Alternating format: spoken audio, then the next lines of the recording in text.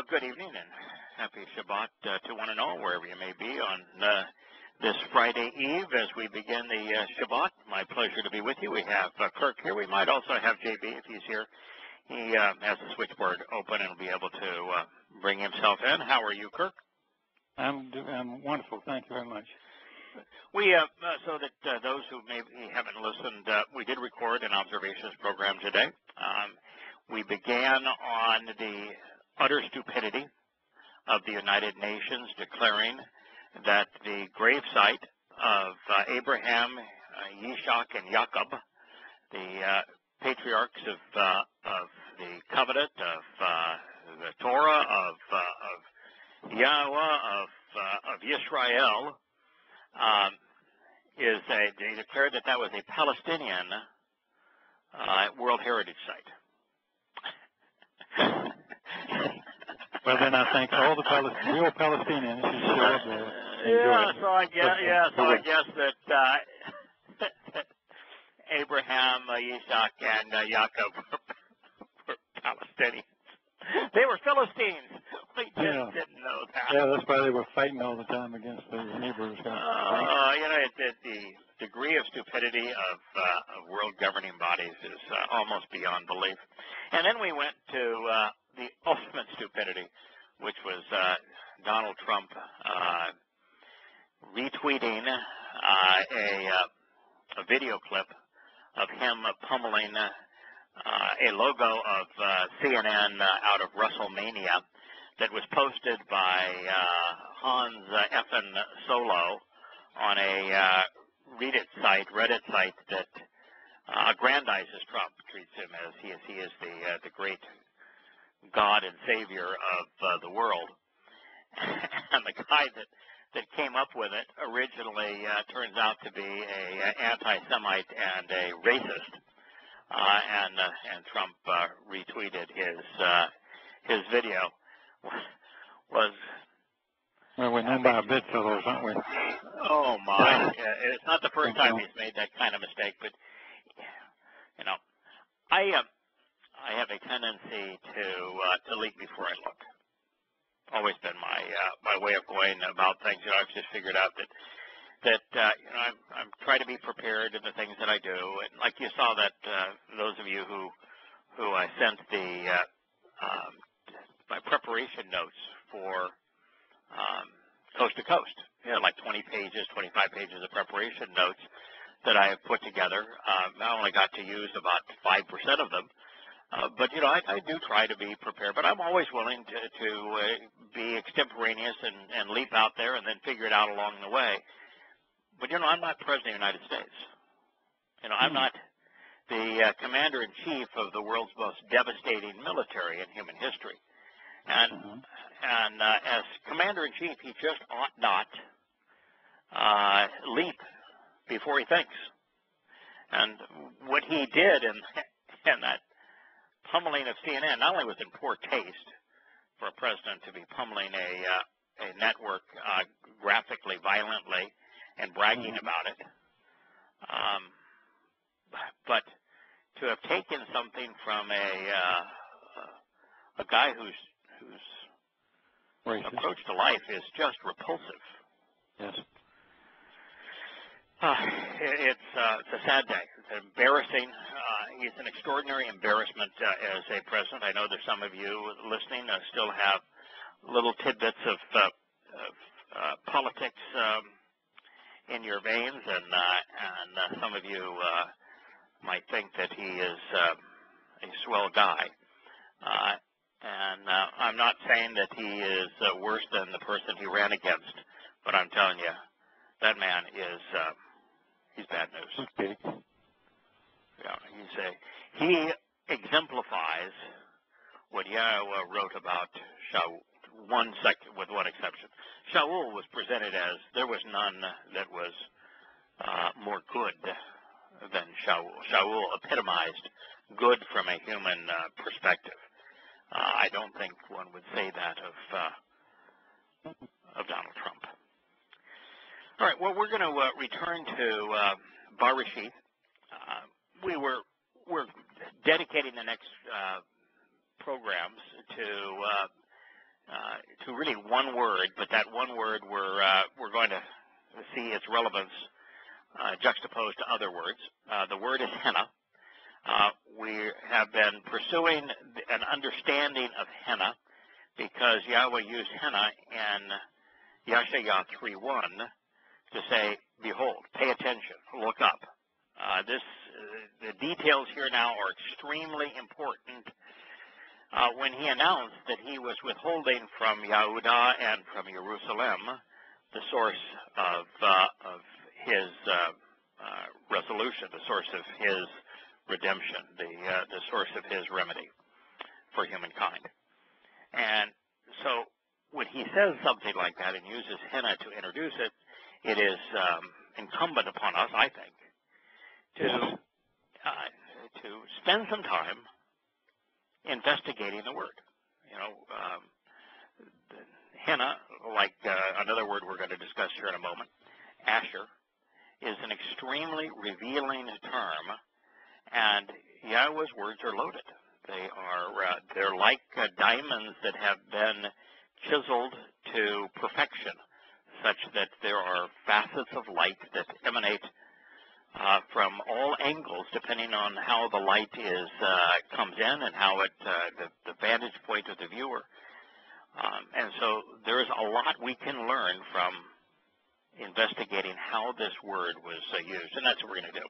So I'm going to return to Bereshith 1:27 again. So this is the first chapter of Bereshith. This is the beginning of God's relationship with humankind. And he says the following.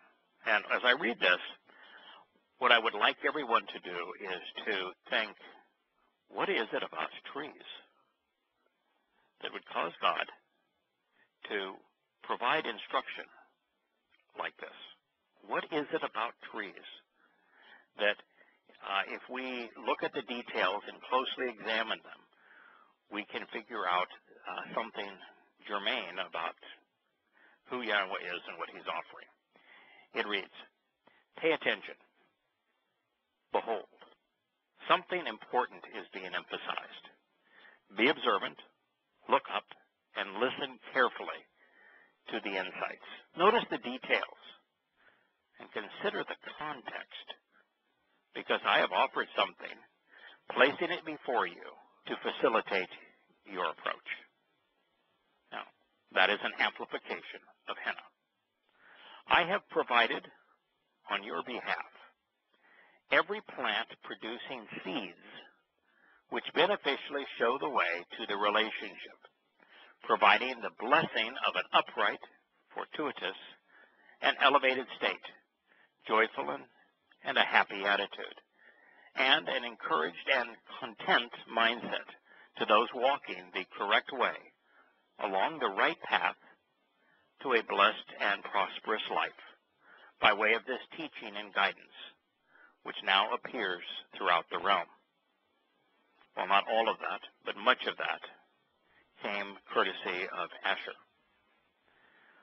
Also, therefore, every tree provides the blessing of an upright and elevated state, joyful attitude, and a content mindset to those walking the correct way along the proper, specific, and certain path to abundant life.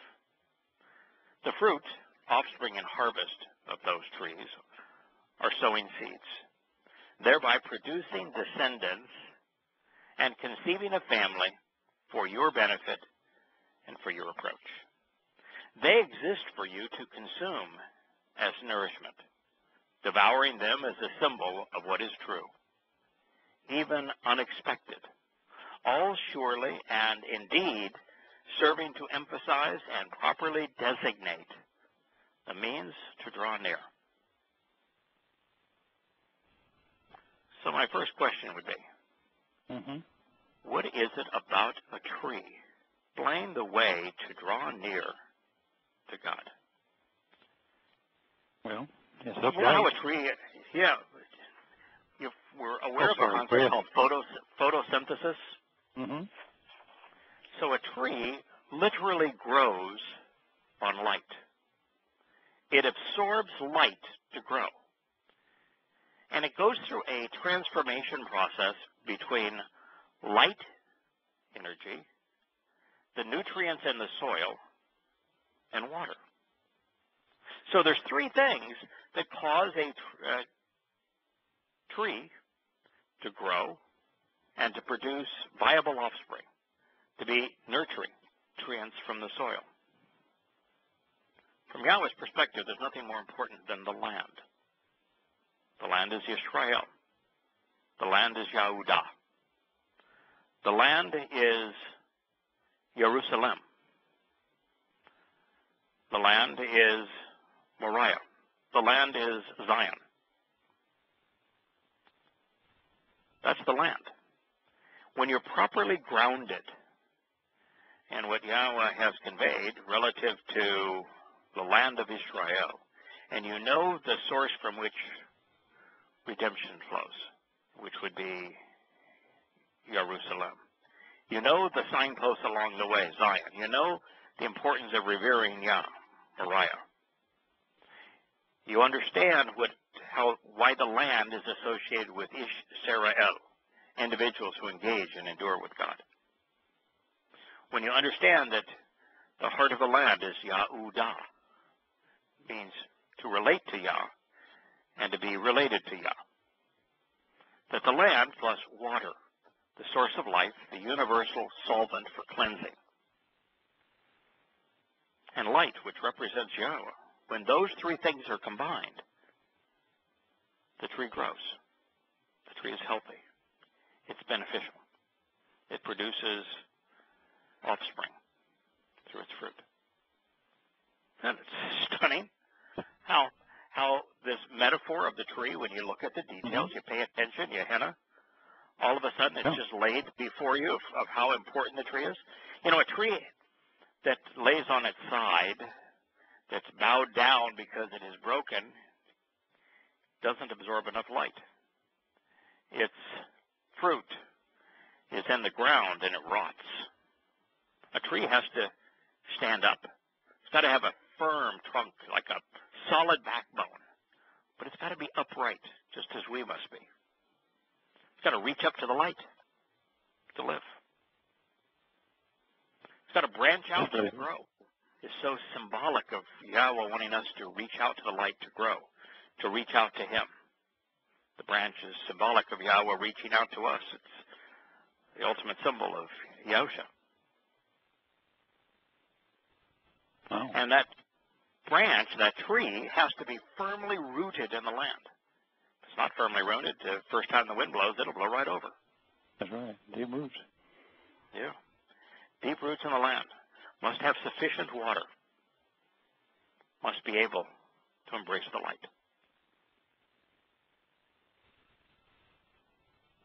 You know, when God talks about horticulture, trees, what He says is true. But He's seldom ever talking about trees or plants. It's always a symbol for something far more profound. And just in this case, if you understand what it is that makes a tree special, healthy, how it works, how it grows. You know, a fruit tree is one of those things where you can have your cake and eat it too. Mm-hmm. You can eat the fruit and still plant the seed. That's marvelous.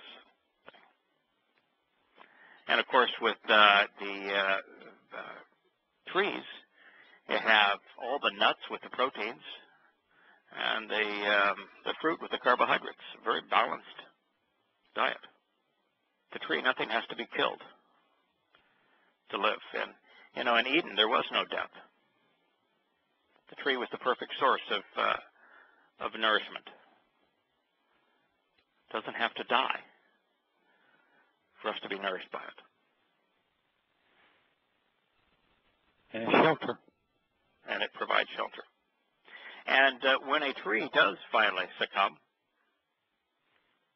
you can use its wood to build a fire.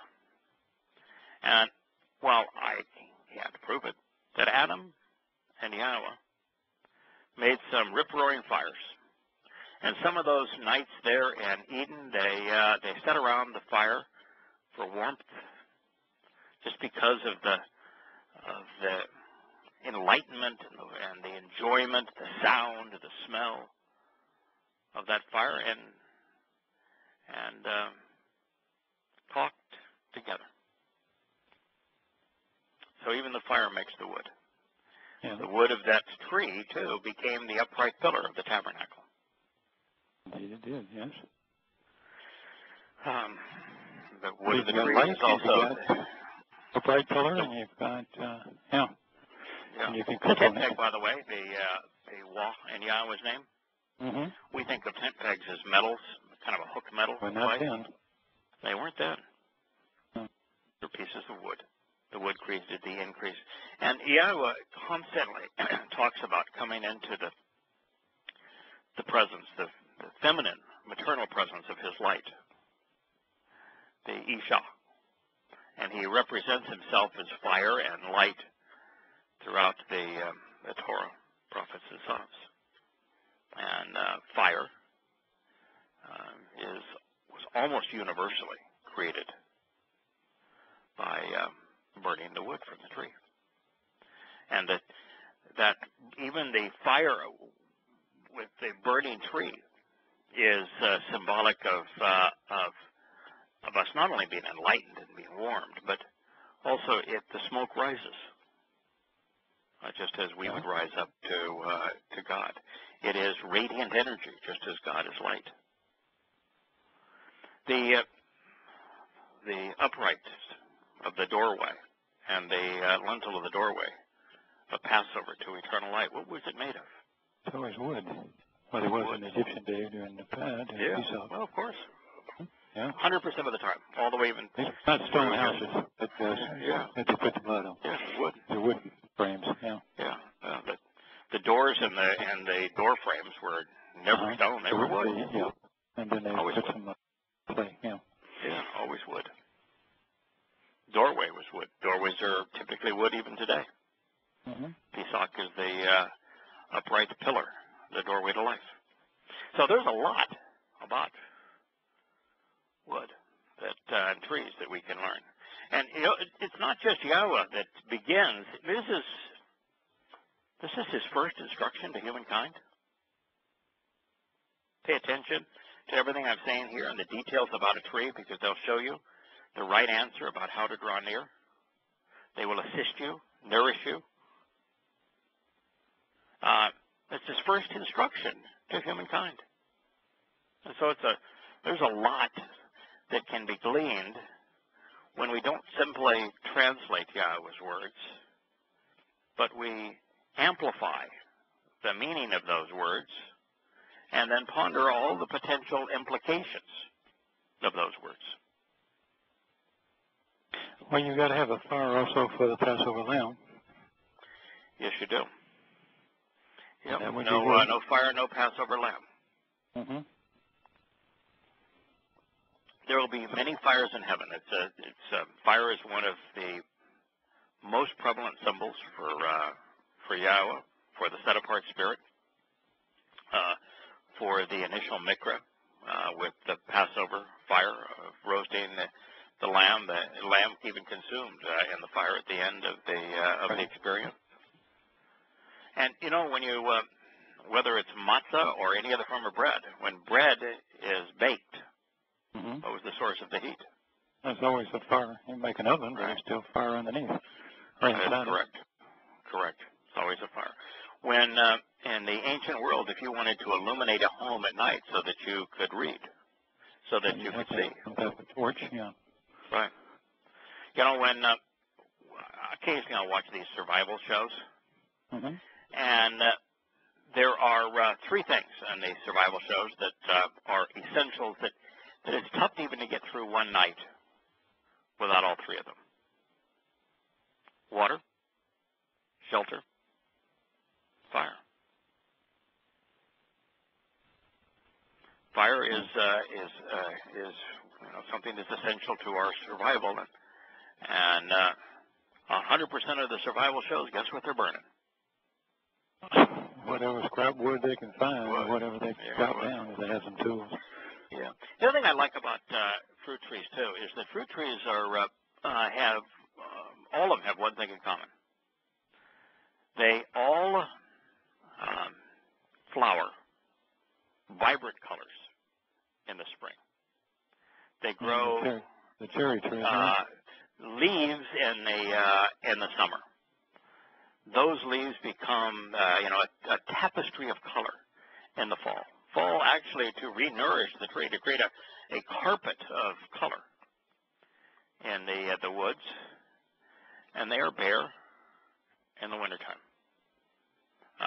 If you live in a place like I have spent a lot of years, like Virginia, and you see the bare limbs of fruit trees with the hint of snow, with a frost, or especially a freezing rain, and the first light, one of the most beautiful sights in the world. And then to see that tree from the bare branches bud out with these, this cacophony of flowers in the spring.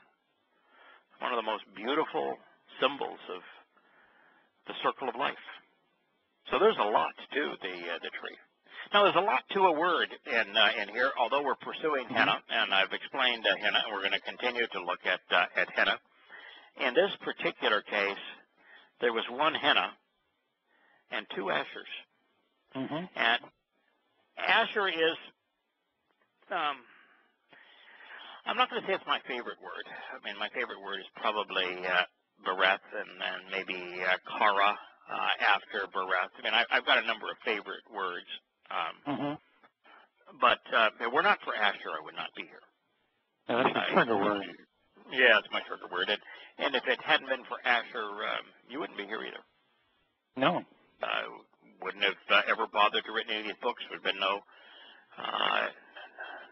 Yada Yahweh, no radio shows, no introduction to God. None of it would have happened. That's not to say that there's some of you that may have found Yahowah independently, but we would not be a group. We would not be here. There would be no shows. There would be no books if it wasn't for Asher.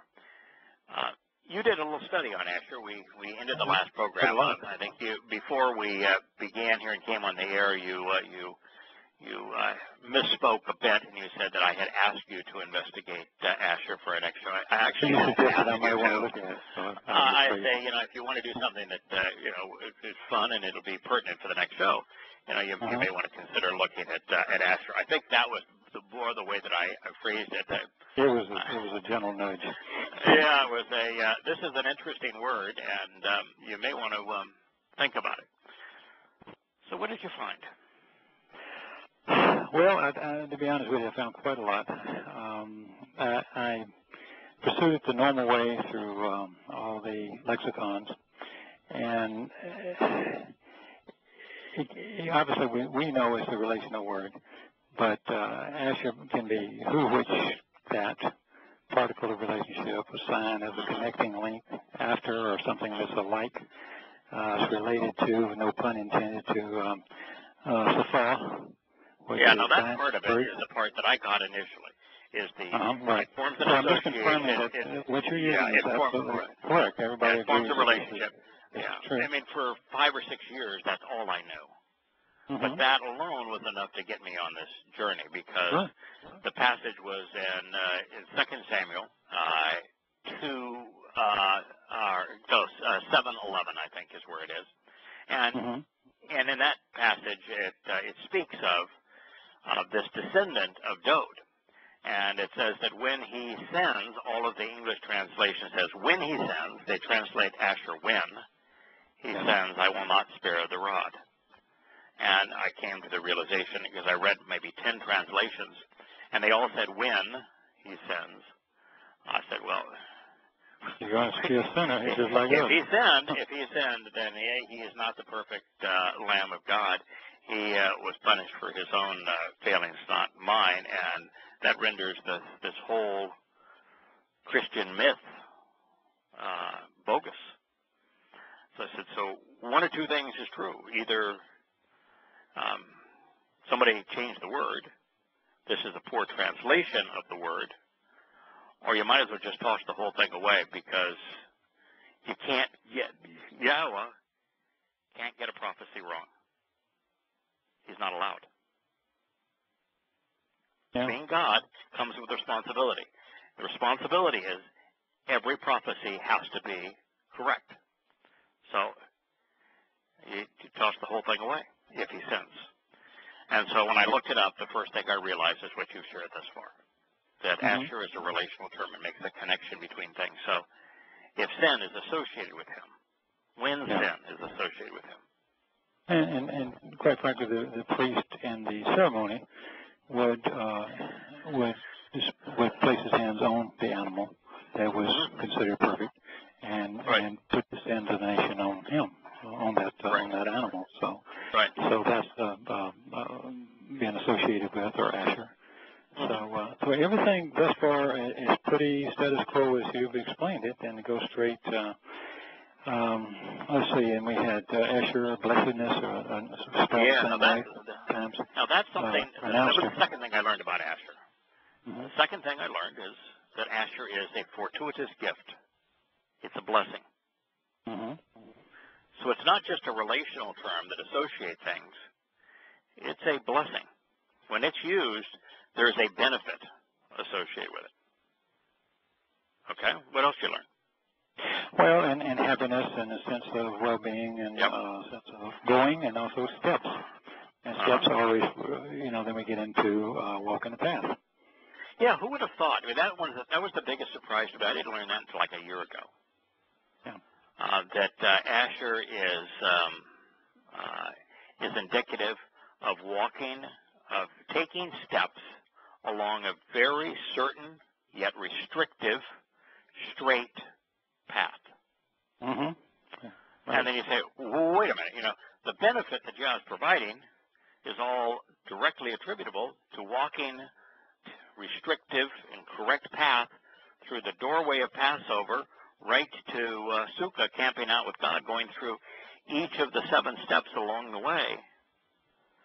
And come to find out, Asher means to step along the correct path that leads to life. That was pretty profound. Well, it narrows down the things that are... One of the things that I wasn't sure when I first read your books, Yada Yahweh in particular, is, like many people, I said, well, what about all these other verses? Because you would take certain things that, quite frankly, are more important to y'all than most of the mundane stuff. I don't want to say it's mundane, maybe it's poor use of words, but the things that are... Okay, for example, mundane. Wouldn't you have thought, Kirk, that this first instruction in Genesis 1:27 was mundane? Yeah. Talking about fruit? Yeah. Well, I mean, you say, well, that's very nice, and I understand that you need to know about a lot of things, and he's explaining how the world works and all that, but you would not have, I wouldn't have dug as deep as you just did. Oh, I wouldn't. All right. So, yes, indeed, and, but, when I went through this, now this is about 2 more parts to this, because this is rather interesting to me, and I hope you find it as such. But after I went through the main things related to Asher and all that you would find in most all the lexicons, then the little program I used last week, I tried that again, and it said, it showed an insight to Asher. And it quotes, it says, now go to Torah 10:17. And I thought, okay, well, all right. And I had to translate it a little bit. I'm not the best translator, but I think I can change the words that are most important. So let me tell you what I translated, and then I'll tell you why I think that's cool. Okay. This is a story about Moshe, and he's kind of mad at Aaron and his sons because he's complaining about the feast meal. And I thought, okay, we're still trying to figure out Asher, but let's go ahead and see what these guys, why they sent me there, perhaps. So when I translated, I went, why did you not eat the sin offering? The celebratory meal is the way I translated it. At this set-apart place, Kodesh. Now it's holy, as they changed it. And the place, of course, is Maquam, which from the root word of kum, to stand. And for it is... and Maquam means office, where business is conducted. It means standing place to take a stand. It is also a home. which I associated with henna. I drew a little henna out to the side, a hay out to the side, rather. Yeah. And the home, of course, being the set-apart place. And then the rest of the verse goes for it is Kodesh, Kodesh. And, of course, set apart is Yosha. Not the word Kodesh, but the set apart. And he gave it to you, he's talking about Yahweh, to lift up, he's using Nathan and Nasa, to lift up and carry away. The twisted action, I changed it from sin to the twisted actions, the dysfunctional activities from Abad and from Awan of the assembly to pay the Awan, to pervert, to corrupt, to twist. Right. Yep. But also means and that's associated with Abad, which will mean to be destroyed or to perish. Which I mean, you're hitting on all cylinders here. And then of the assembly to pay a ransom, kafar, for them before Yahweh. So I'm looking at that, and so I look up all the words in detail. Of course, Kodesh paid a ransom. Yeah. So now we've got the whole story in Torah, and we're still talking about the same lamb, the Kodesh that they have to lay the sins on, and the sins are being associated with him. And he's talking about how Moses is mad because they didn't eat it, and I think they resolved it later that they did eat it or something, but he thought they didn't eat it or something. I didn't spend a lot of time there, but and I thought, my gosh, every story is about the past. Every story is about the signposts along the way. Every story keeps going back to upright pole, standing up, being with Yahweh. I mean, it just goes, but every word you would think on the surface, you wouldn't even ask the word why to be in a big deal. But it's Madua, and that's from Ma, which means why, and Yada, to know. So why, in a sense of, in order for you to know.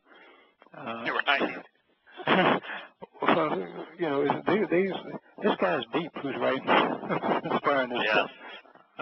Then Chada from Chatas or Chatas and Chada to go wrong, to miss the path. I thought that interesting. They all seem to know that means it's just the path, but nobody talks about the path.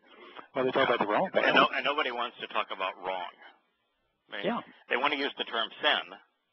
But everybody thinks of sin as bad behavior. Oh, it's terrible. Don't have all sorts of bad behavior. No, Chada means wrong. Yeah. Well, you're on the wrong way. You're wrong path. You're just wrong. You're just wrong. I mean, all these other paths, like just because all these other paths are going somewhere, they ain't going where Yahweh's going. There's only one path. So we've got a singular path, no matter which way you look at it, and it's the straight path. It's the straight stick. It's the upright pole. It's the it just goes on and on and on and on where you look at. So I don't know if they meant for me to find that much stuff when they put it down, when they said, here, this is associated with this particular word. But it turned out there. Yeah, and it was just, I thought that was really exciting just to, I'm not, like I say, I'm not like you and JB, but I can't miss what's there. The head of the assembly is the company assembled together by an appointment. We're no better than you are. You're doing more than McRae. When you garner insights and make connections to understand from a translation, then you're doing it at the highest possible level. Well, it's as deep as I can go, but it's still, that's what he asked you to do, and it's really satisfying to know that all that's in there. Yeah, once a week I still get an email from somebody that says, do you have just a list of the passages that you translated, particularly of the Torah? And I always say no. I have no interest in producing one. I have no interest in just doing the translations, because the translations are the work. The insights are the reward. Yeah. The benefit, the reward for what you just did, the insights that you could garner from it, the understanding you could garner from it, that's the benefit. The translation itself is work. The benefit is what you glean from it. And so when I share, like write these books, we do these shows, I'd much rather share the insights, because that's where the benefit is. Yeah. The words could I won't say they'd be cold, but you miss all the if you didn't do it the way you do it in the sense of amplifying each word, gosh, you miss a ton. You do. Now I know it reads hard if you do that, but you can read the words and then go back and read the amplifications. But my gosh, there's so much in the amplification, and it's all there. The amplifications provide the insight, just like using a microscope to look at tiny forms of life. By amplifying this, magnifying it, you find things that are interesting that you would not have known before.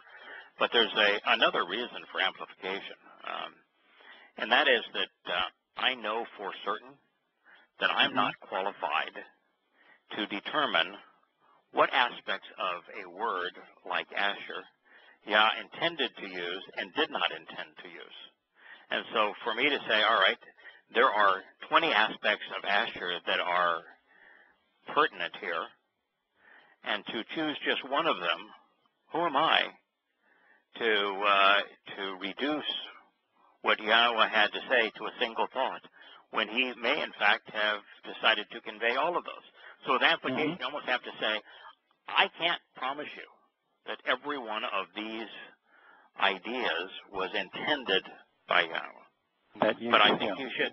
But I think I owe it to myself and to you, and particularly to him, to convey everything that it could mean in this context, because he may have intended all of it. Yeah, and my thinking typically is he typically did. Yeah. Well, I'm not done. I got some more for you too. Okay. So if you want to explore a little bit more, I'm okay. Please. Then I started looking at the ancient Hebrew letters, and I think I could. Of course, Asher was a Aleph, and the Shin and the Rosh. Of course, that's a ram's head and then some teeth, and the head, or the top, but a head, image of a head. And they're pointing, all heading in the left direction, which is fine, because they're all associated. You could say that, okay, this is symbol of Yahweh and nourishing words for the observing person. Yeah, by the way, they're all looking to the left, just like Yahweh's hand is reaching to the left. Right. Which way does Hebrew read, Kirk? Hebrew is from right to left, so we're all going in the right direction. If a letter faces the right, faces the left, like Yahweh's hand, it's facing forward, then, isn't it? Yeah. So if the person is looking to the left, they're looking forward in terms of what's going to come next in the sentence and what God is saying next. So in Asher, all the letters are looking forward. You know, when Yahweh tells us to turn around, to shub, to change direction, it's because we humankind went from walking towards him to walking backwards in a counterproductive manner. Religion takes us away from God, backwards. And so the fact that all of those symbols look forward determines why Asher is universally positive in its nature. You know, it speaks of walking the straight path forward to an abundant life, to the benefits of the relationship. So that's not a small thing that all of the characters point to the left. They're all looking forward. You know, you could also use we're just extrapolating from the letters, so I got into the meanings. But you could also say the connection, the Asher part, the Shah part, that connects man with Yahweh, is the nourishing words. Without that, that's exactly right. That's between that's perfect. That's the word is written with three letters. The first letter, the Aleph, is the principal letter to symbolize Yahweh. He is the leader of the flock. He is the Passover lamb. He is El, God, which is the Aleph, Lambda, the shepherd's staff. He is Ab, Father, which is Aleph, Bayeth, which is the ram's head and the home. So, Aleph, that is symbolic of God our Father. The Shin is nourishing words. It's teeth. It conveys words which are nourishing. And then the Rosh is the individual looking at, paying attention to the nourishing words of God. Yes. And the nourishing words of God, when we observe them, provide the proper path to the benefits of the relationship. Asher. Yeah, pretty powerful stuff. And we just Yeah, got to the letter. It almost gets to the point where you say, all right. All right, I got it. Yeah, Okay. well, we obviously don't. Okay, come on. Now you're showing off. I'm kidding. Come on, you're showing off now. Yeah, here's this extraordinarily common and important word, and that's how it was written. It's, By the way, is he showing off by it? Yeah, he is. No. Well, yeah. He's in a really positive way. Himself. Let's say that. What is the purpose of observing if somebody's not showing? Yeah, that's true. It's a great piece of art. It's God's responsibility to show. Our responsibility to observe. Yeah. With Asher, he's showing. Yeah. What you've done is observe it. Yeah, and if you're teaching, you have to hit, just like I fell in love with this more because of Yahweh's name to start with, and Asher was your hook, and I often ask people that they're in the family, what was it that first grabbed you? You know, is why he's got it all over the place in so many different forms. I mean, to make an understatement, he's the best teacher in the world. You know what the most interesting, the most profound use of Asher is in the whole Torah, prophets, and Psalms? Tell me. Ihaya, Asher, Ihaya. When Moshe said, "Who am I to tell the children of Israel has sent me?" Yahweh said, "I am who I am." Ihaya, I am, I exist, Asher, providing the benefits of the relationship, the proper steps to life. I am the means to existence, having provided the proper path, the straight means to step towards all of the benefits of the relationship. And that's why I exist. Ihaya, Asher, Ihaya. That's a pretty profound use of Asher. That's pretty profound, yeah. And in the context there, even more, yeah. Yeah, it's set between two hayas. Both hayas were ascribed in first person. That's why it's Ihaya. Ihaya, Very good. Yeah. Well, this is some cool stuff coming up, I think.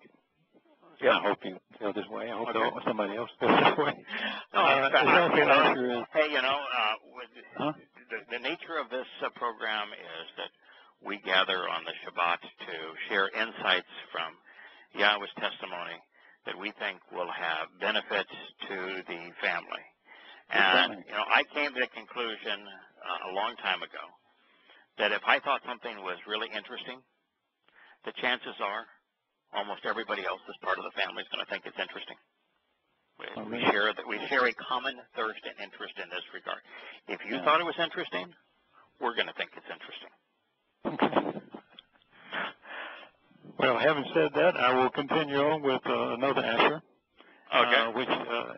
Now these are older, going back to more ancient understandings of what they thought of earlier, not modern Hebrews or modern rabbinical periods, but enjoying well-being and contentment.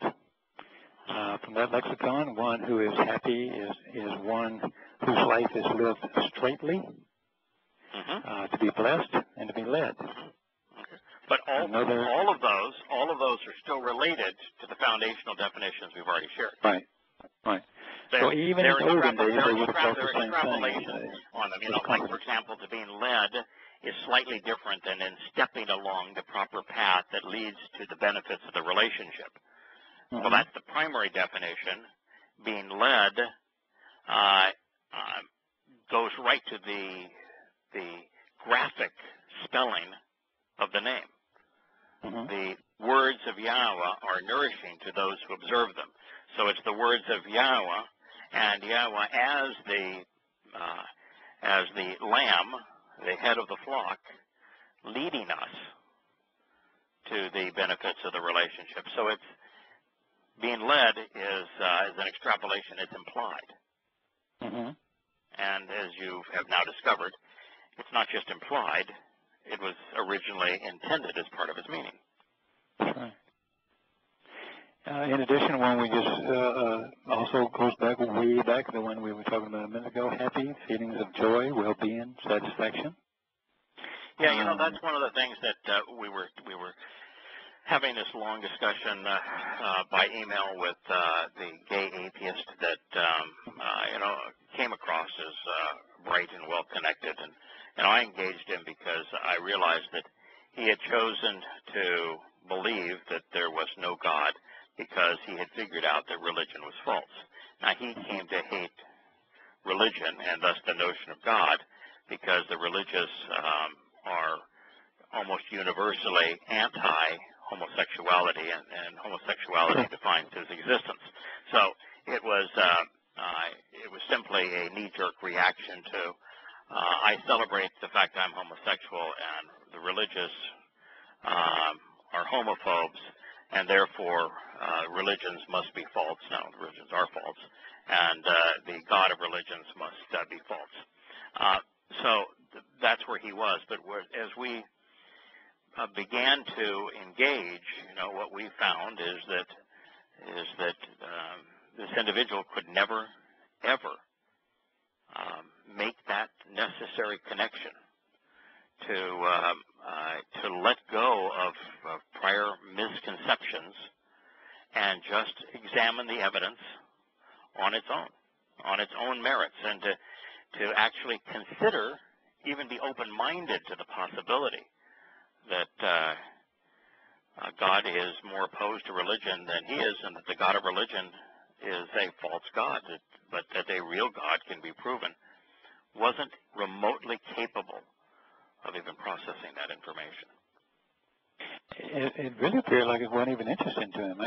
Some people find comfort in what they're against. You know what I mean? Because it's just like a Christian. They love their point of view, and they decided that's the way, and right. Don't mess it's with like it. a Christian that I was from coast to coast that I was writing. His Christian beliefs defined him, and so he was going to justify them, even when I proved every single statement. I mean, I absolutely destroyed, wiped out, obliterated every single statement that he made. I had copious arguments that were irrefutable, that obliterated everything he said. So showing that the opposite of what he claimed to be true was actually accurate. And the religious person was not capable of even processing it, responding to it, recognizing, I have word one time said, what's wrong with you? Why can't you admit that you were wrong? Mm-hmm. What is it about you that's incapable of doing that? And that was the same thing with the gay atheist. We tried to reach him, but was incapable of even fathoming the possibility that that which defined him could be wrong. That's why when Yahweh says the Torah is easy to understand, he qualifies that for those who are open-minded. Isn't it interesting on that word, about we're talking about satisfaction? Isn't it interesting that Yahweh had already said that the people who, they're talking about Paul's folks, they'll find no satisfaction in this? Yeah. Yeah, I'm glad you brought up satisfaction again, because that was actually the reason I wanted to talk about this, because what we found out was that this fellow is really unsatisfied with life. He had a lover that died back almost a decade ago, and he's really unable to get past it. And he's constantly trying to lay out proof that he's important. And everybody in the family that responded to him, we're content. We're satisfied. We're not trying to sell anything. No. But our knowledge of Yahowah is comfortable. Our relationship with him is satisfying. It satisfies our intellect. The truth is so very comforting, satisfying. It's the antithesis of the fear of God. The knowledge of God brings contentment and satisfaction. I'm extraordinarily comfortable in with what he has had to say. So that contentment idea just radiates out of the family. By the way, one of the things that's interesting too is that when you're really content in that relationship, there is no reason to belittle an individual. For example, the two people that, one because of atheism and homosexuality, the other because of the Christian religion that I was exchanging views with, never went into a position of belittling them, although both of them tried to attack me. Would you just say, here's the truth. Let's keep this argument to the issues. There's no reason ever to use the ad hominem argument. Just keep it to the facts.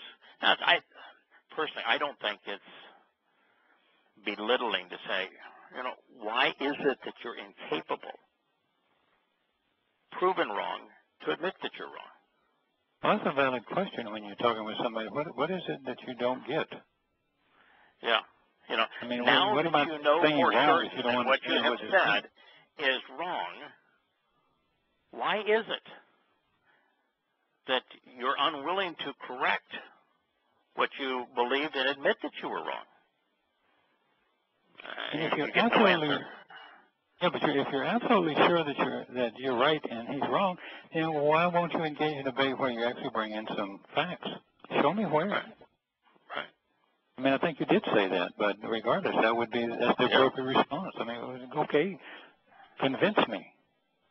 Yeah. Do you think that that something that my translations or conclusions in Yada Yahweh or Introduction to God or Questioning Paul are invalid, and you can quote Yahweh from the oldest source, properly translated, in context, to demonstrate that my translation is wrong or my conclusions are wrong?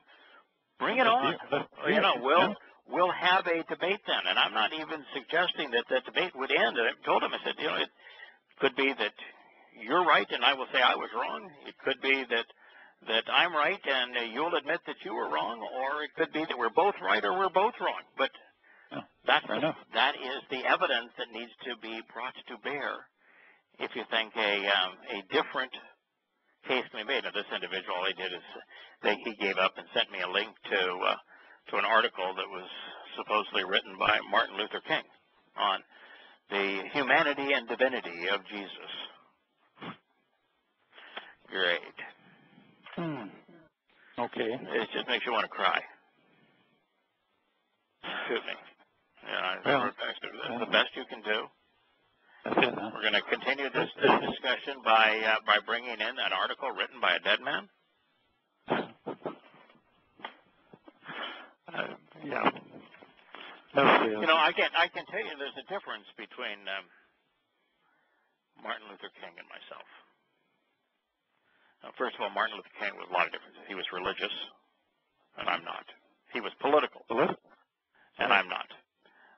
Which means he could not be part of the covenant, and I am. But the biggest difference, if you will, between us is that I love the Torah, love Yahweh's name. All I care about is what did Yahweh say? What can I learn from Yahweh's testimony? And that was not his agenda. He spoke from a religious and political agenda. And I'm unaware of wherever he said anything that would be profound as an analysis of the Torah, prophets, and Psalms. No, we're just opposites. Mm-hmm. No, it's well, he, you know, like all of us, we're free will. He chose to go the religious, political approach. Right. Now, I don't have a problem. I don't have a problem with him. You know, some of the things he said are profoundly valuable. You know, when are we going to judge people not by the color of their skin, but by the content of their character? No problem. Absolutely true, brilliant, appropriate. But you know, to quote Martin Luther King is somebody who believed that Paul told the truth because that article is essentially Pauline doctrine. That God is both human, that Jesus was both human and divine.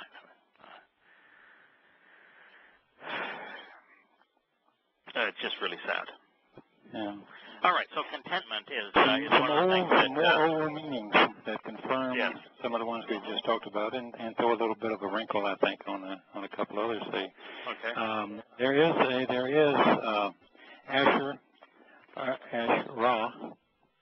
which has the hay on the end of it, henna, as it was originally called, but the hay was making it feminine, and that means a grove, which is an area of planted trees in a row, as in straight lines. So you got the straight, and it's a nice little tree reference while we're talking about trees. Right. Right. So you know, the Zion, the signposts along the way, that would be the tree planted in a straight line, all conveying this is the way to Yahweh. Yeah. And of course, the original, the first most obvious thing that people translate about Asher would be which or who or what, that, or words that link the action in a sentence to the one doing the action, as understood as a rope attaches two objects together. So association once again. There is Asher with a wah between the shin and the rosh. And that is means to step, walking in a straight line, or a straight path, or the way. And of course, they were called the followers of the way, and that's, so I thought that rather interesting as well. So confirmation once again. Then we have another tree reference. Towrah is with a upright pole or a paw, then Asher, only with the wall between the shaw and the shin rather, and the rosh. And Towrah is an unknown tree. Perhaps it says a bark strip to use to make cords, which is interesting. If the original meaning is to a cord pull tight or its objects. So a little bit of insight there. And then is the way we learn. We make connections between things, dot to dots. You tie those two dots together, and if you tie enough of the dots together, a picture forms. That's right. And then I went to the root word, which is just shur, or shar, S-H-R, the shin and the rosh, and it just simply means to tie a cord. Like it also means an umbilical cord, where the mother is connected to the child. Straight. Relative or relationship there. A caravan. Prosperity and happiness in an abstract form. Now, the overall meaning, if I can put in a few words, the ropes and cords are made of bark strips and sinew, tendons, of animals. Rope is made by twisting two fibers together. Two fibers attached to a fixed point. One is tied clockwise, and the other one is counterclockwise, and repeated throughout the rope. And then the fibers lock or press together, making the rope stronger. So the two together, the aleph and the rosh together, makes the relationship stronger. Rope is used God and man together. Together, right. Right. It's a stronger relationship when God and man are together than when man and God are apart. That's why 6 + 1 = 7. 7's the idea of perfection. But God plus will result. So God and man together. Yeah. So, but in the context of these type of definitions, they're more talking to the Hebrews or the Yehudim that were more in the language frame, rather, was more concrete. So unlike the English or the Greek and so forth, where we're always thinking more abstractly, to them, this is what this is. So it was thought of in those terms. The rope is used to secure something, or to support something, or someone. With the shin or the teeth, it can be pressure, it can be words, it can be nourishment, it can be language. The resh, it can be a head of a man, a top, a beginning, press the beginning, or nourishment for man, relationship with Yah. And then you have shurin, which is the it's the shin rather, the roach, and the nun, which is wall armor around the family, and also can be words. And that is our armor. You know, the Torah is words. Yes. Yahweh is the Torah.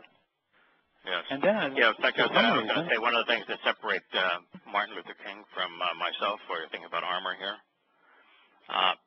King had a few death threats, and he was ultimately shot. Yes. I've had thousands upon thousands of them. Never ducked. Never been shot. When you're about Yahweh's business, not man's business, Yahweh sends his malach in accordance with the 91st Mizmor Psalm to protect those who are about his business. Martin Luther King was shot. He was not protected by Yahweh. No. That's a significant difference. It's very hard to be an effective messenger for Yahweh if you're dead. So there's a reason why Yahweh protects those who are conveying his message. We're much more effective alive. And there are not a lot of us. No, that's true. And that's a shame, but that's true. Yeah. For a lot of years, and that was the most amazing thing. You read Yada Yahweh began to, I read it not too long ago from beginning to end, and God is constantly saying, I looked, I could find no one. No one. Through the chasms of time, I could find no one. And, I think that Kirk, even in finding us as a covenant family,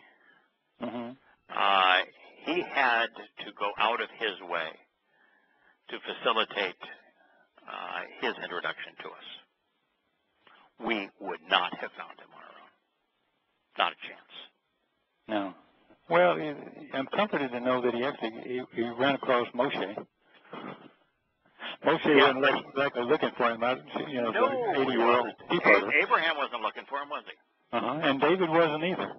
No, David wasn't either. Tending the sheep. Yirmiyah was not looking for him. Yahshua was not looking for him. No, it's just like when you saw Terry and I think it was at a sorority event that you had been invited to and were attended. If you had not ultimately decided to go up to her and offered her. That was a birthday party. I was drawing her by this picture. Okay, yeah. But if you had not engaged her in conversation, you wouldn't be married to her. No. If Yahweh hadn't engaged us in conversation, gone up to us and said, let's begin a conversation, we wouldn't know him. No. That's where Abraham started. I mean, it's he had walked away enough, and he was halfway home. And then he said, and he didn't say much to him then. But he said, by the way, in a relationship, that was enough. In a loving relationship, that is entirely appropriate for a person to walk up, for Yahweh to say, I kind of like that person. I want to introduce myself. Yeah. Totally appropriate, just like it was totally appropriate for you to say, I think that she's nice. I just like the way she acts and carries herself, and start talking to her. I like the way she talks and responds. It's totally appropriate for you to prioritize your relationship with her over other relationships. That's the nature of relationships. We choose the relationships we want to be part of. Mm-hmm. And so Yahweh has exactly the same prerogative. And does. Yeah. But, part of it, though, is it's not as random as you might think, though. Yeah.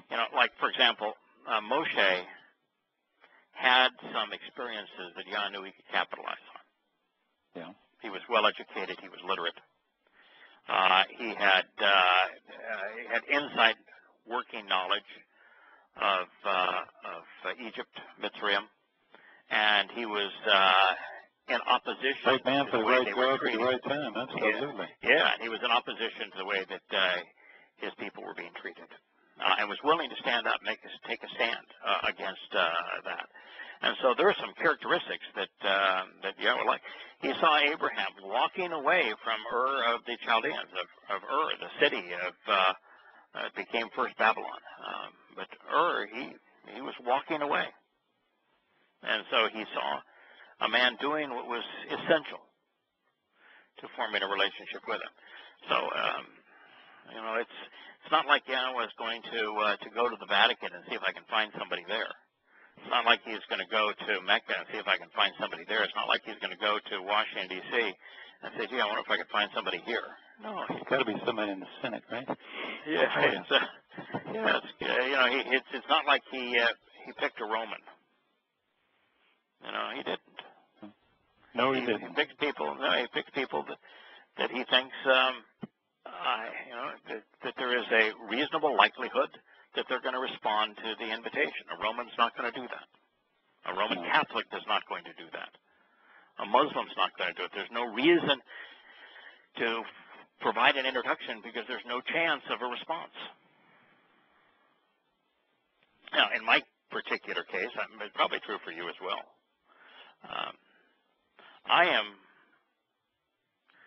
disappointed, but yet a beneficiary of the fact that Yah's chosen people have failed to respond. It's not all of them. I mean, we have many Yehudim, and Israelites who are part of the covenant family. But for the most part, Israel has rejected Yahweh. And so, I can tell you for certain that he would have preferred to work with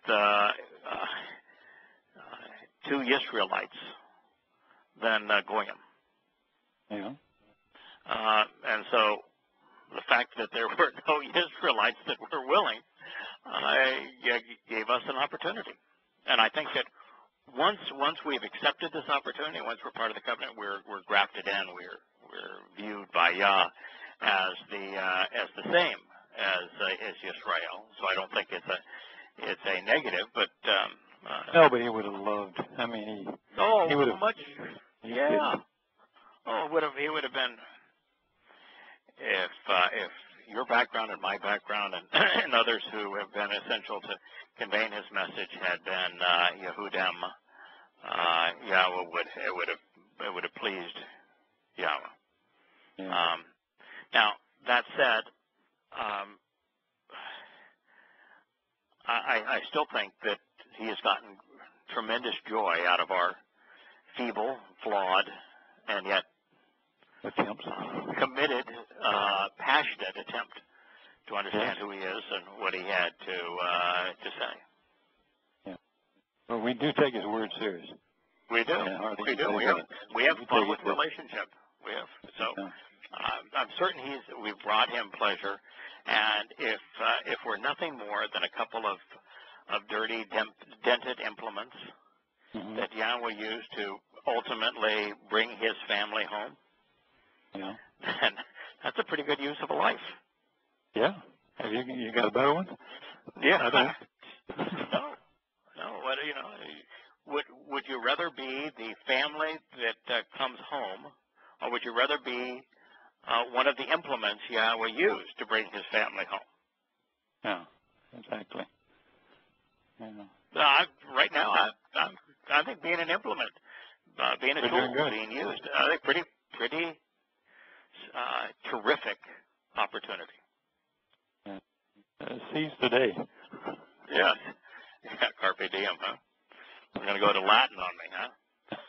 All right. Well, what else did you learn about? Well, I went through all the grammatical thing. I could go 5 more pages on the grammar stuff on every instance, but that was fine. We already know that enough to do it per verse. But it was interesting. For some reason, I was flipping through some notes, and there was Yesher sitting there, and I said, Yeshar. I'm going, Yeshar, yeah. Oh, wait. There's the Rosh, and we have y'all's hand reaching down. So I'm saying, let me go look that up. So rather than go to bed at a timely hour.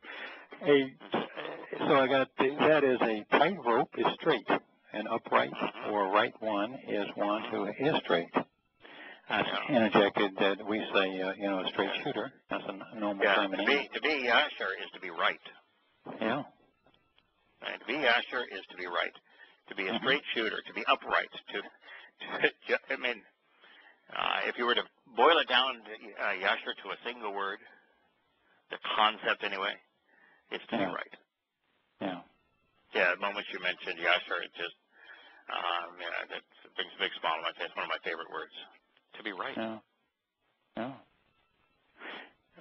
And to be straight. It's not just to be, there's it's a combination of straightforward and right, which means it's not just that your conclusion is correct, but the path that you followed to that conclusion, the evidence and the reason that you deployed to reach that conclusion are straightforward. Yeah. So it's a right. Yasher is right from the perspective of coming to the conclusion in a rational and appropriate, straightforward manner, and then conveying what you have come to understand is correct in a straightforward manner. All right. Yasher is a really good word. I'm sorry. Go ahead. Yeah, Yasher is a really good word, and the only difference between Yasher and Asher is Yahweh. It's a yod. Yeah. But further, and it also firmly holds up the truth, just as a cord is straight and firmly holds up the walls of the tent, the family home. Right. Upright. Holds the tent upright. It's a straight line. It's a straight path. Once again, the walk in the path, the sign of the way, and or a straight thought.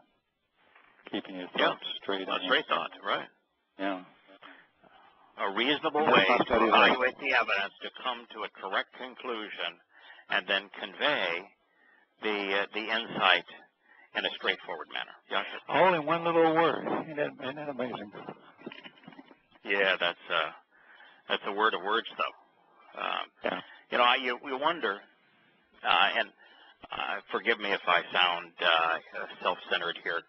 It wasn't the idea is that when it comes to our relationship with Yahweh, they are all one-on-one. And Yahweh absolutely, for a relationship with a single individual, would create a word that is this meaningful. Now, he's not restricting it to one individual. I gained from it. Now you've gained from it. Now all of our listeners have gained from it. But, you wonder, is this word, with all of its profound meaning, that provides insights into who Yahweh is, what he's offering, and what he expects in return, how to approach him, was it specifically used in that specific place because he knew 3,000 years after he used it that we would figure it out, and as a result of figuring it out, come to know him? Was it put there for that purpose? Possibly. I wondered about the little translation I did because it was so close to your experience on acknowledging that, once again, that same story of Yahusha being associated with sin. And Moshe talking about that very event in a different context, yes, but in a different circumstance, not context, but different circumstance, the same context, and how valuable it was and why he was so upset that they got it right, because he's trying to tell the story right, and that's the very story that bothered you because they told the story wrong.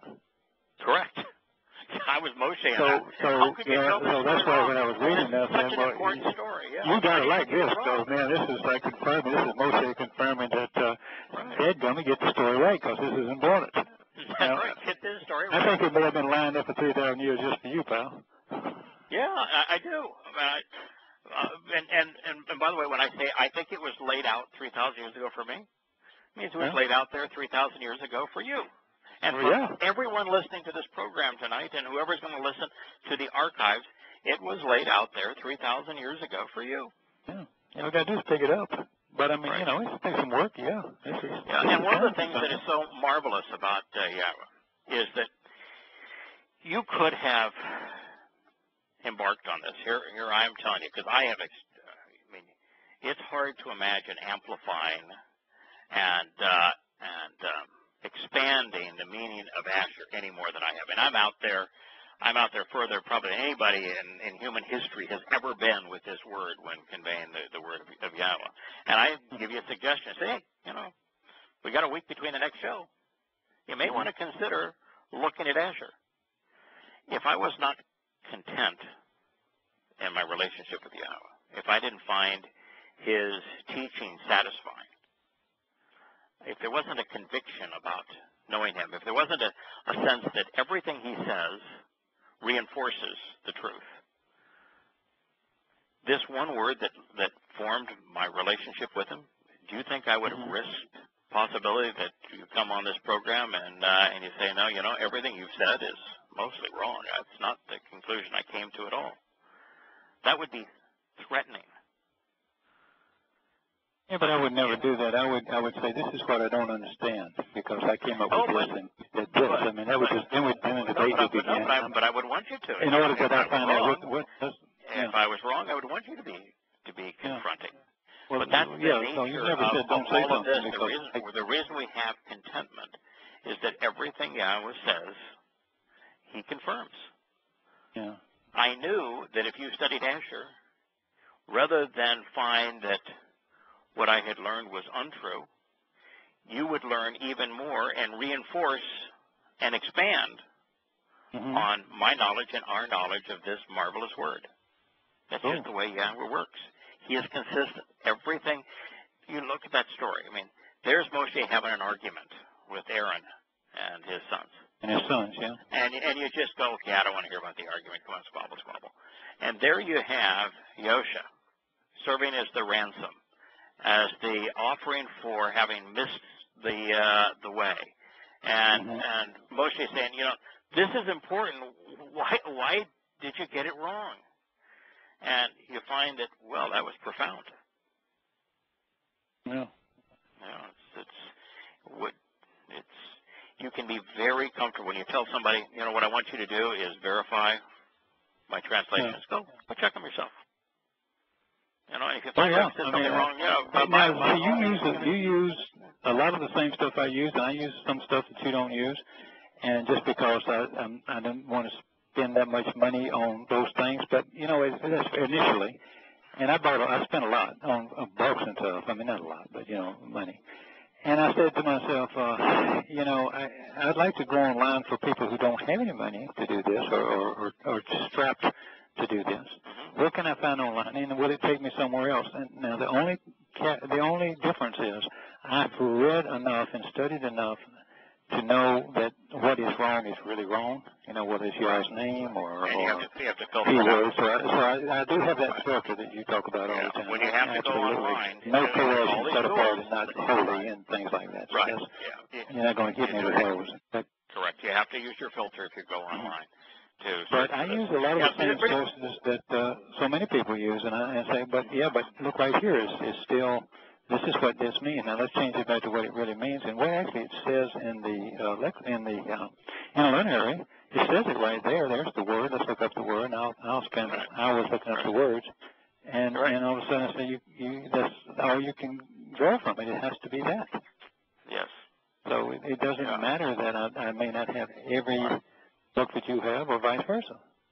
Yeah. The difference is that while we're both analog individuals. You are wholly analog. Oh, I'm terrible. And I am analog, trying to embrace a digital set of tools. And so, while I have hundreds and hundreds of books, almost all of the things that I use now are electronic in terms of tools. I interlink things, and I'm constantly, if I'm studying something and I have an idea and I want to make a connection, I will Google it. Yeah.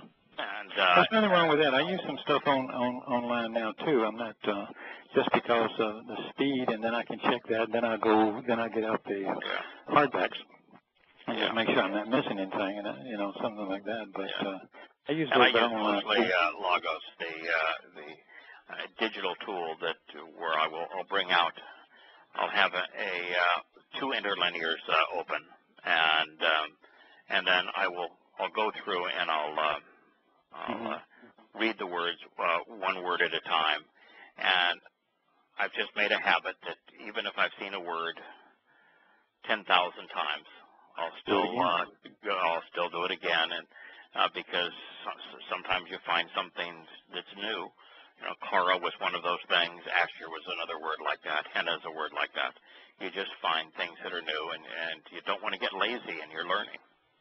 It's like this passage on what is it about trees. I had never, the things that we talked about in terms of trees, this is from, that passage is in the 9th chapter of Observations.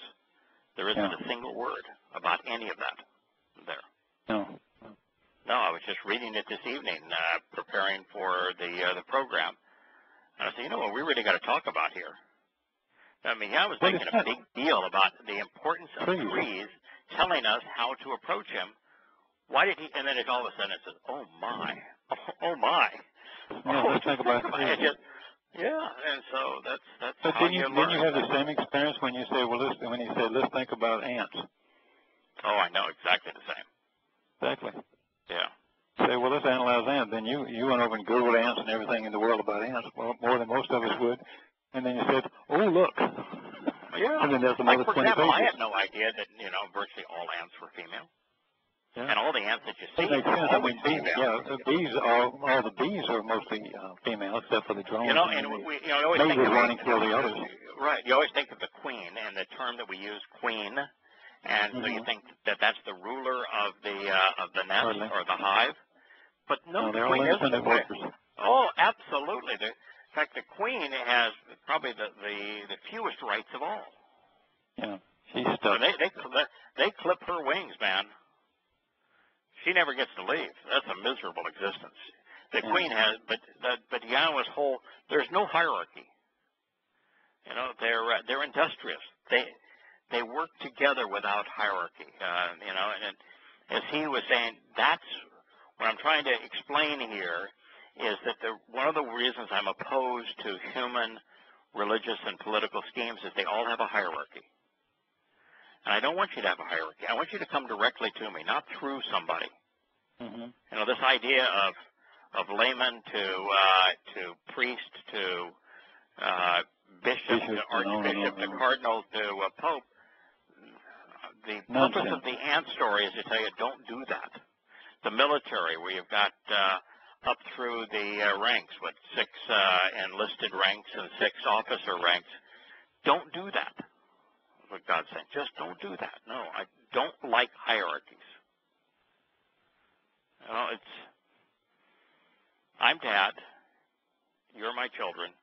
And there is no hierarchy in all of that. Do I have some favorite children? Yes. My prerogative. Those are my favorite. But there's no hierarchy in it. So works for me. Yeah, it works. But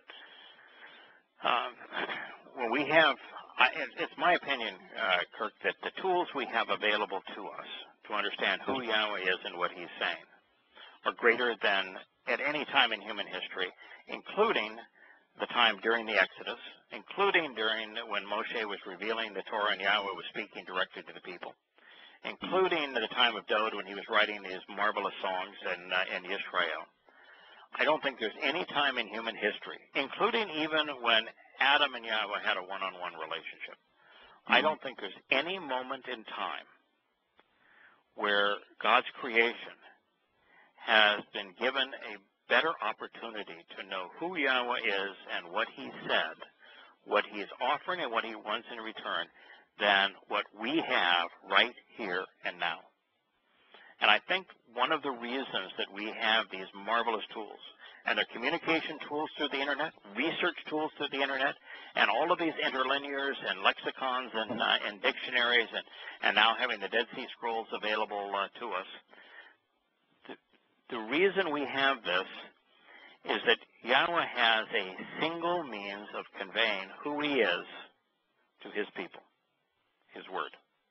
And we have these marvelous tools to understand what he had to say, because this is the time that his people, Yisrael, need to listen to him and come back home.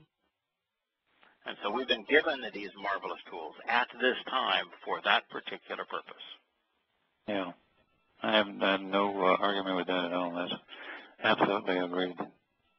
You know, so many people say, when God shows up, I'll deal with it then.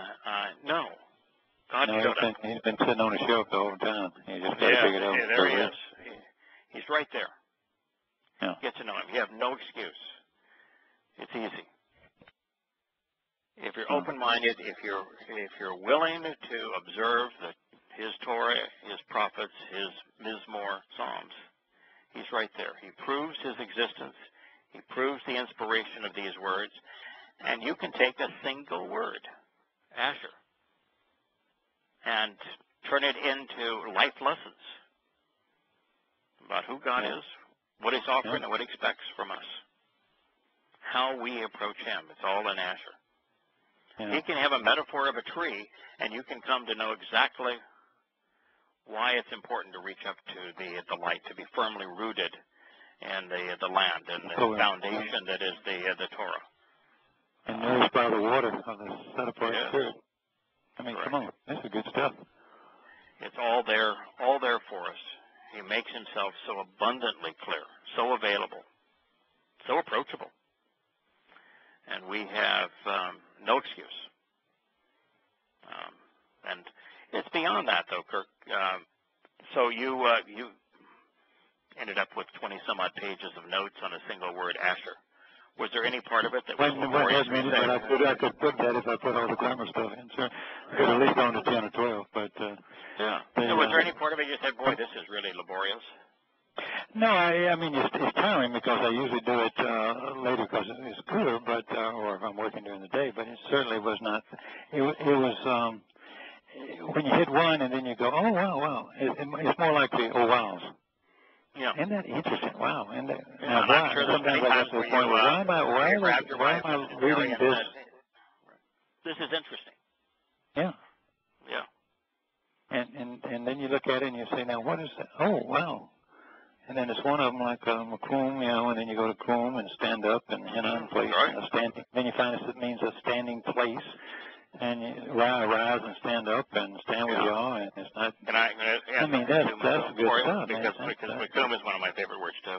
Oh. It's Ma Kum. Remember Ma? You looked up. It's Ma is the interrogatory. It means why or what, and it's predicated on Yada. Why? Well, it's because to know. And so Makum is to know why this is the place to take a stand, to know why this is the home for the upright. That's really the full amplified meaning of Makum. It's Ma-kum. Yeah, I'm writing this down. That's good stuff.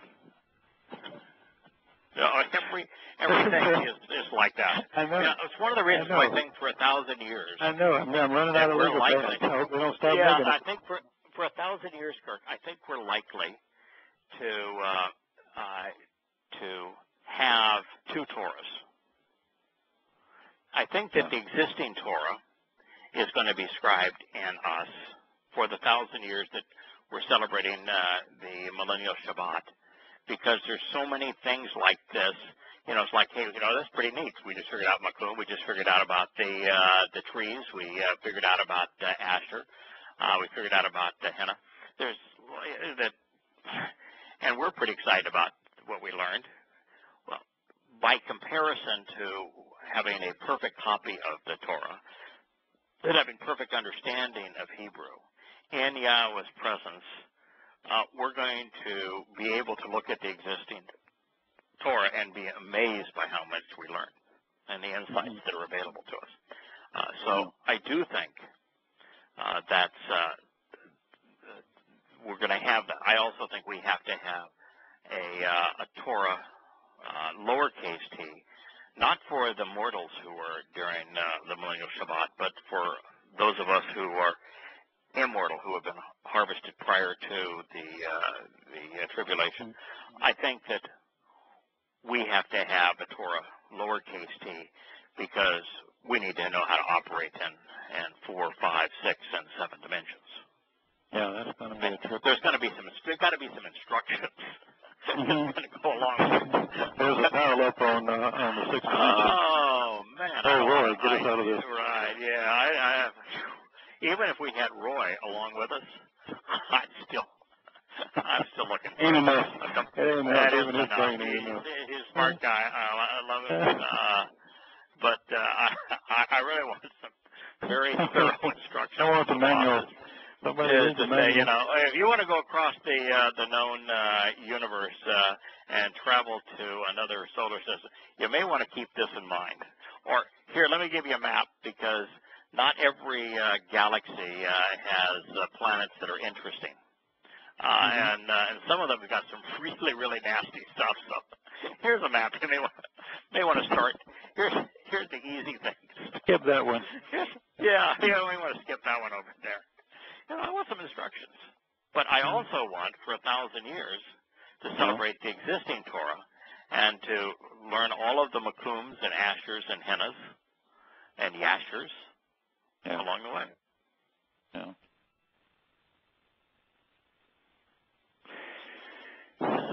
I wish I had more energy and more time. Yeah. But we will. Yeah, we will.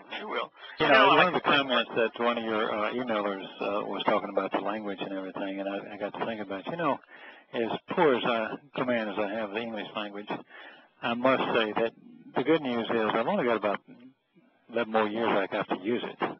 And then I'll be speaking proper Hebrew, so what the heck. So I want to put a lot of emphasis on the language we're using.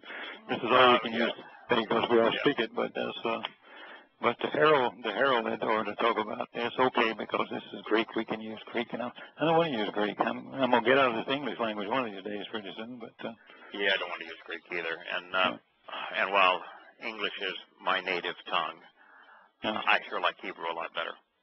Yeah, what a great language. Yeah, it is a marvelous language.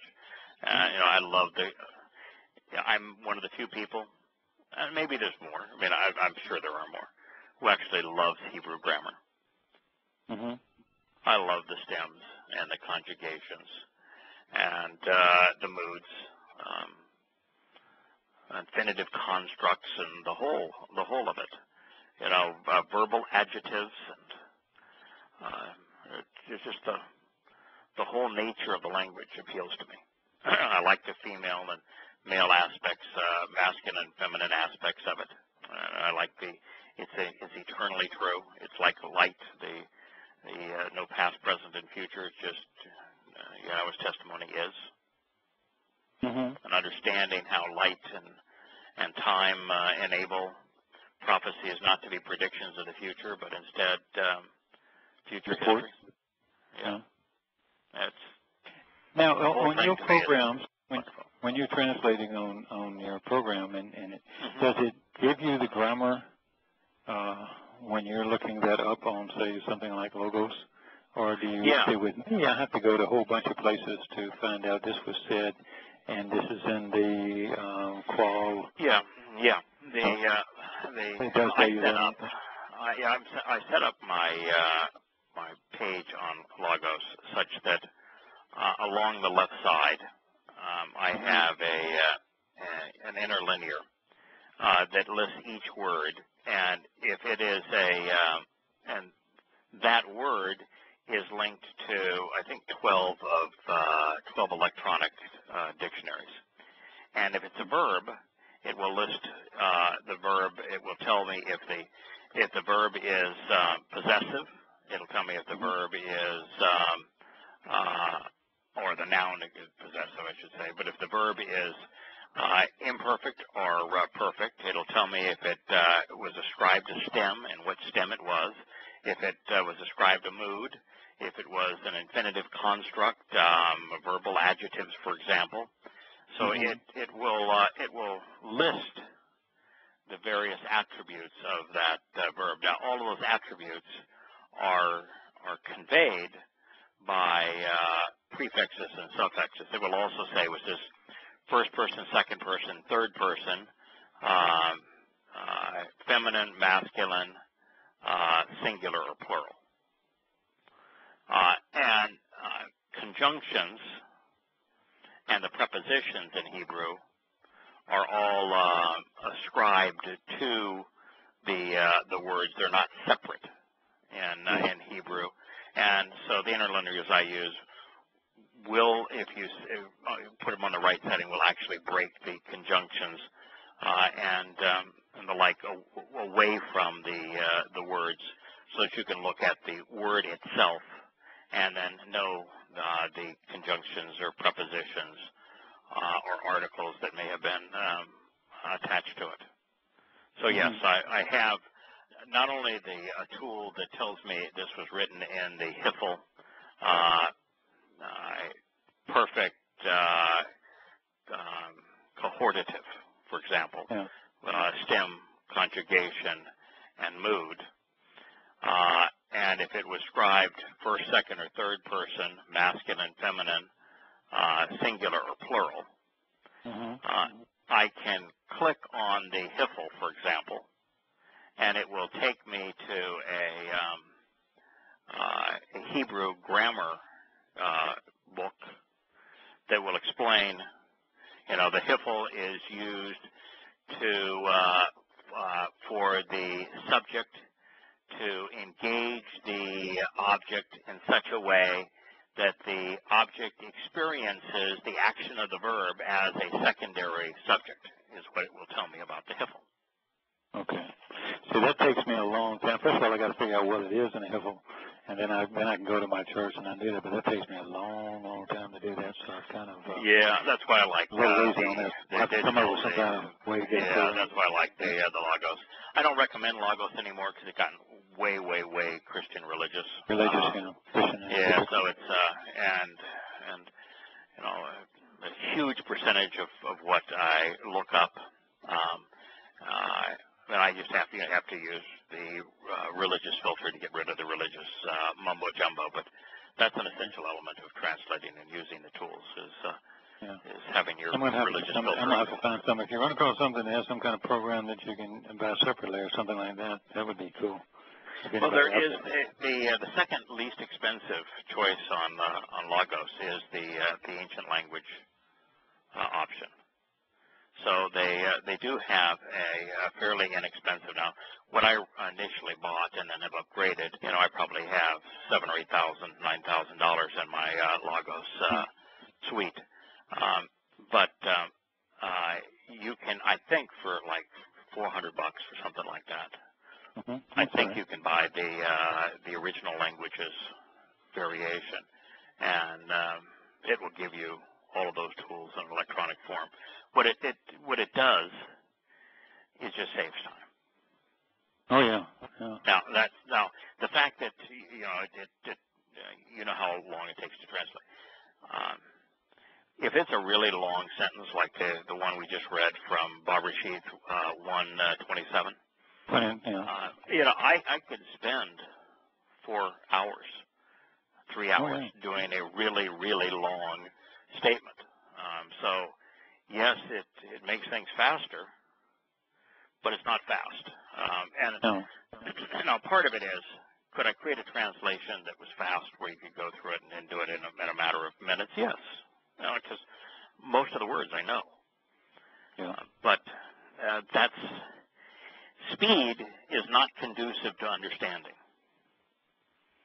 Doing something quickly and superficially is not conducive to insights.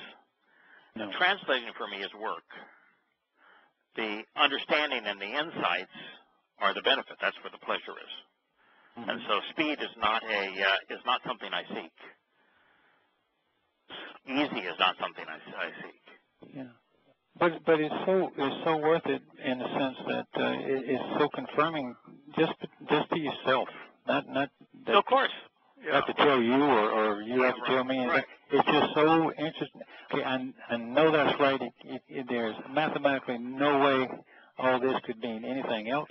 We're still talking about the Edom, the upright pole. This is not going to be Edom, et cetera, and behold, and the henna, and now today the Asher plus all that stuff. Yeah, I mean, you wrote just wonderful stuff in the same little section on about page 12, 13 or so on Asher. That's sufficient. The only reason I did that is just because it's fun. Yeah, it's fun. But it reinforced everything you said. I wasn't trying to prove you right. I wasn't trying to prove you wrong. I just said, well, what else is there? Anything else to glean? And sure enough, there's a few little things here and there. But if you didn't do anything but look at the letters, that'd be one step a little bit further that says, oh, okay, well, that has to be that too. Yeah, the only place I'd like to trusting the letters themselves. Yeah, the only place I'd like to correct you here is that you would, out of not respect for anything other than we are part of the same covenant family, and therefore we have a concern for one another. You said, if what you had found was completely different, you would approach this of, what did I miss here? You really ought not do that. You ought to feel comfortable that if you find something that's different, you ought to say, quite frankly, a lot of what I found is contrary to what you said. Let's hash it out and come to an understanding. I would send you an email and say, this is just like Roy does and all of us do. And a lot of times there's some things that that I'll talk about. Roy, how can that be? But because it's more about scientific knowledge, and I'll go to him or something like that, because we get to talk most weeks. But I don't mind being blindsided. I don't mind. No. That's all right. No, I wouldn't. I'm very comfortable in my relationship. You also have to be aware that most of these words, I know I'm not talking to you, but generally speaking, most of these words have a negative and a positive sign. And I'm looking at the negative sign. I'm saying, so sometimes I just have to, are we talking about, is it in that context or is it in the other context? That's right. But of course, he's talking about there is a negative and positive sign in a lot of words. Yeah. Right, and you got to filter that out. Yeah, but you don't feel very comfortable saying things that if you say, listen, I just don't agree with that. It feels free to say that. No, that's now there is all week's work on that one word, and I can't find anything where you disagreed. It may have been a little different slant on it, here and there and yonder, or the same thing on that. I wouldn't have disagreed with the stuff that you wrote because I found all that rather quickly.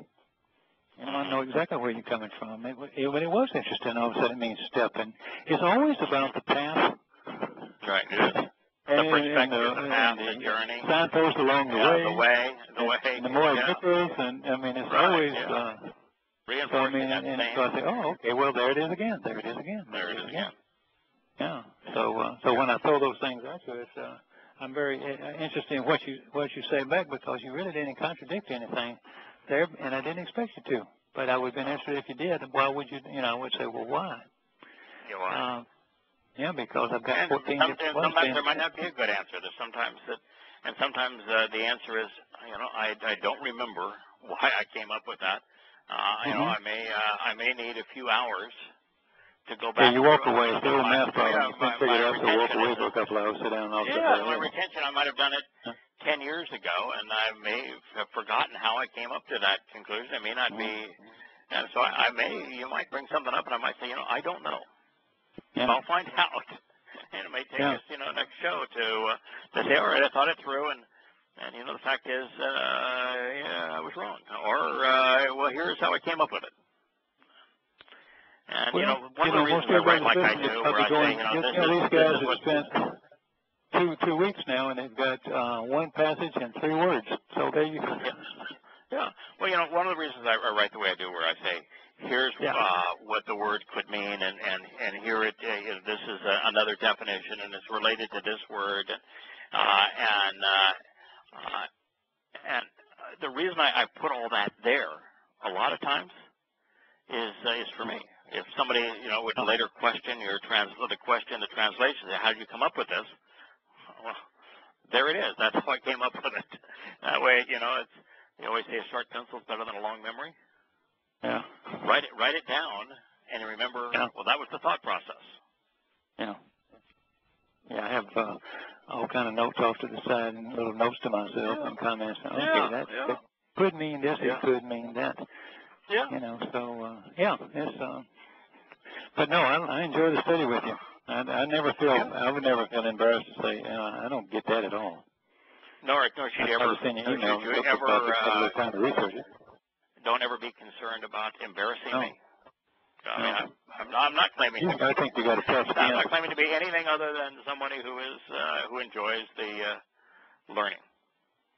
And I get excited about about the insights. But if you find something that is different than what I have said, take me to task. I'm fully comfortable with that. That's an appropriate thing to do. I've never felt uncomfortable, asking. Okay. How do you come up to that? And that was one of the things that was so nice when we first ran across you, because I had a lot of different things because coming out of a Christian frame, even though I knew a lot of stuff. I had some ideas on things, and you were always kind enough to. I'd say, well, what about this? And I'd say, well, wait a minute. And we probably did more arguing in the first year or so. Yeah. Certainly the first time I started calling into your programs, and but as it turned out, I get that now, and I can say a couple of things nobody knows. Sometimes I don't get engaged in certain debates because I don't think you can get that from here. Because we just that's why a lot of the stuff with Roy. Yeah. And it may be the fact that my scientific foundation of knowledge is so inferior to his that I give up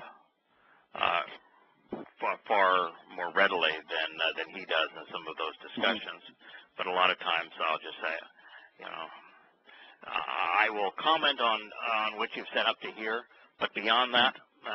About the best I can do is to say, I don't think I've got the capacity to fully appreciate even 4 dimensions, much less 5, 6, and 7.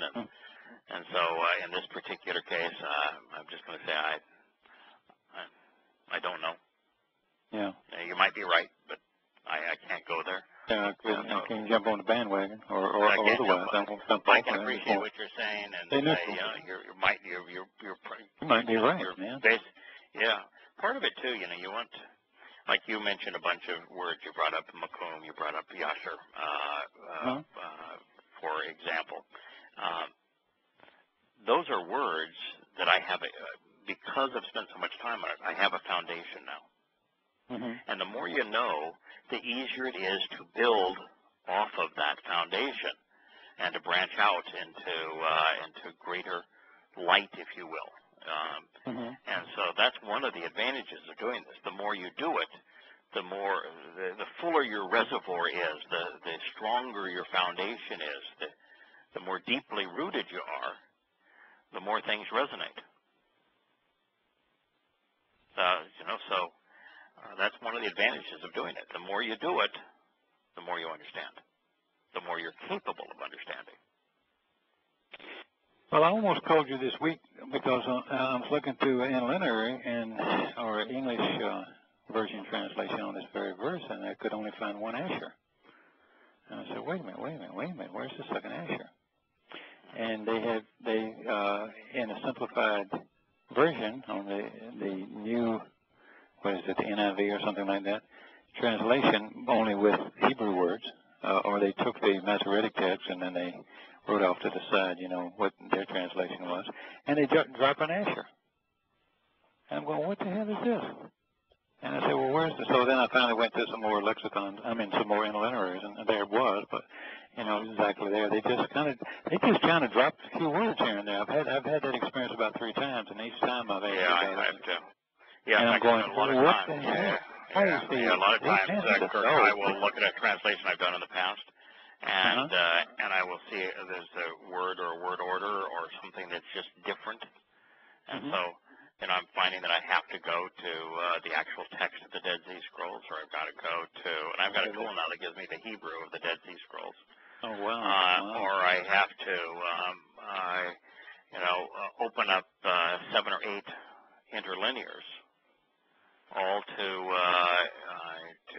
or go directly to a Masoretic text or directly to the Dead Sea Scrolls to say what is really there, because the sources are in conflict. It doesn't happen a lot, but no.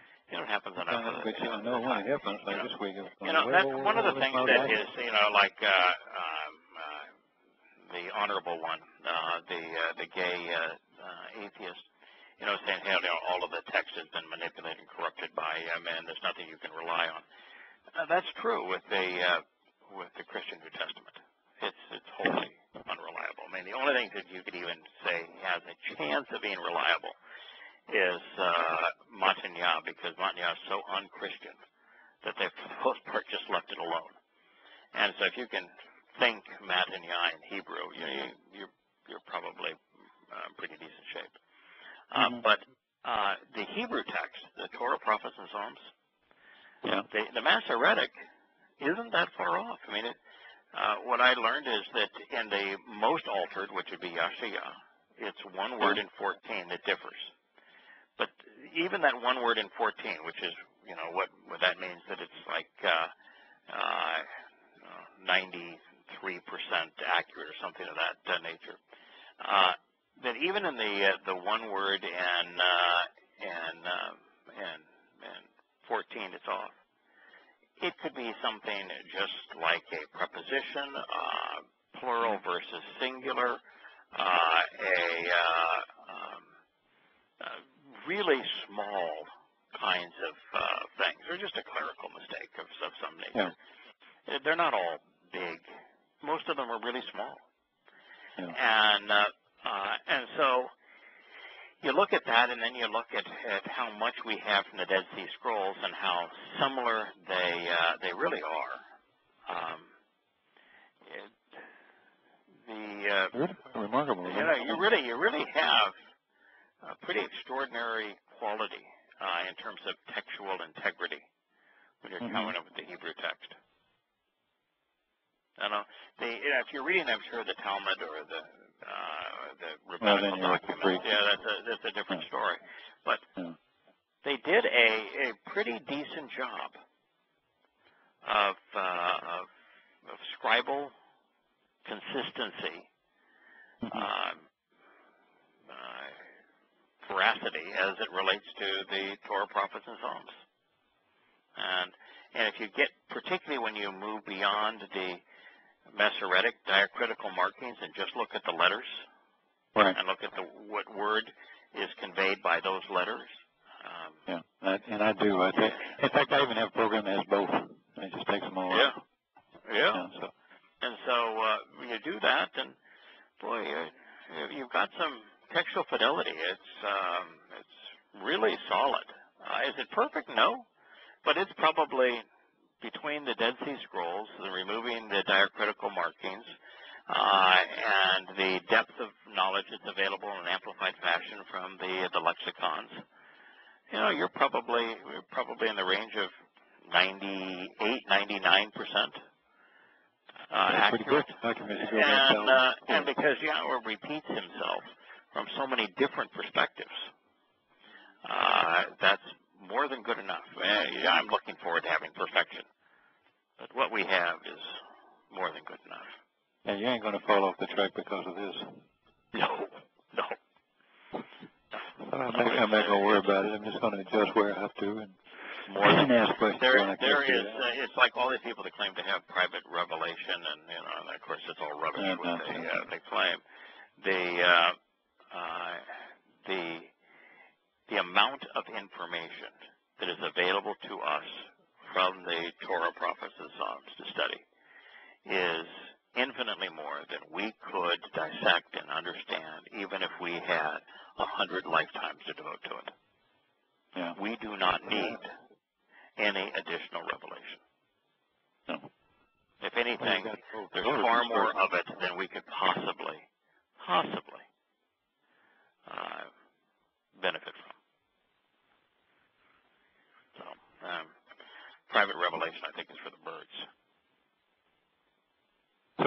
be doing tomorrow? I mean, next week.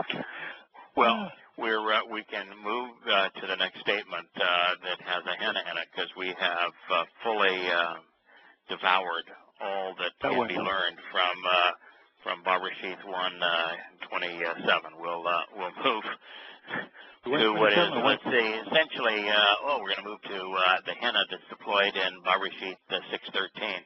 So that's page 16 of 87 of chapter 9. That's where we'll pick it up.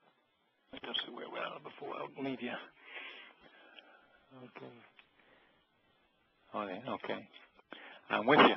Okay, that's my that's where I'll be ready. That's where we'll pick it up. In our observations, if there's a news story, there are a couple of news stories that I thought were germane to that program.